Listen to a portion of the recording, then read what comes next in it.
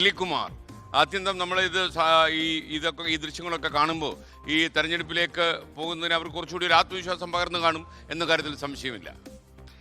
SKN BJPയെ സംബന്ധിച്ച് ഈ തെരഞ്ഞെടുപ്പിൽ അത് വലിയ വിജയം നേടുകയെന്നോ അത് സംസ്ഥാനത്തെ ഭരണം നേടുക എന്നതോ അല്ല ലക്ഷ്യം.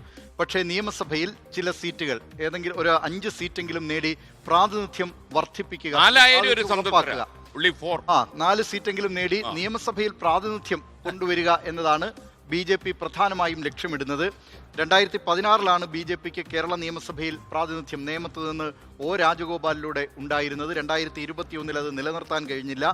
പക്ഷേ സംസ്ഥാനത്ത് പല മണ്ഡലങ്ങളിലും BJP 2ാം സ്ഥാനത്തേക്ക് എത്തുന്നതിനും കഴിഞ്ഞ നിയമസഭാ തെരഞ്ഞെടുപ്പ് സാക്ഷ്യം വഹിച്ചിരുന്നു. അതുകൊണ്ട് തന്നെ ഇത്തവണ BJP മികച്ച പ്രകടനം നേടി അത് പ്രാതിനിധ്യം വർദ്ധിപ്പിക്കുക, 2031 ആകുമ്പോൾ പ്രധാനപ്പെട്ട പ്രതിപക്ഷമായി മാറുക എന്ന ലക്ഷ്യം കൂടി BJPക്കുണ്ട്. അതിനുശേഷമായിരിക്കും സംസ്ഥാന ഭരണം പിടിച്ചെടുക്കുക എന്ന ആ ലക്ഷ്യത്തിലേക്ക് BJP നീങ്ങാൻ അവർ അത്തരത്തിലുള്ള നീക്കങ്ങൾ തുടങ്ങി. ഏതായാലും ഇന്ന് പ്രധാനമന്ത്രി വന്നിട്ടുള്ള നരേന്ദ്രമോദി എത്തിയിട്ടുള്ള റോഡ് ഷോയും തൃശ്ശൂരിലെ റോഡ് ഷോ BJP പ്രവർത്തകരിൽ വലിയ ആവേശം സൃഷ്ടിച്ചിട്ടുണ്ട്, വലിയ തരംഗം സൃഷ്ടിച്ചിട്ടുണ്ട് എന്ന കാര്യത്തിൽ സംശയമില്ല.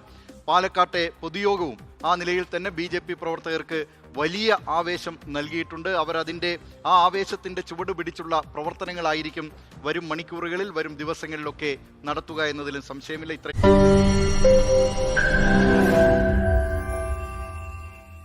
ലോകത്തെവിടെയായാലും ഏത് സമയത്തും 24 വാർത്തകളും ഓഗ്മെന്റഡ് റിയാലിറ്റി പാക്കേജുകളും എക്സ്പ്ലെയിനറുകളും വിശദമായി കാണാൻ ഞങ്ങളുടെ യൂട്യൂബ് ചാനൽ നിങ്ങൾക്ക് സബ്സ്ക്രൈബ് ചെയ്യാം.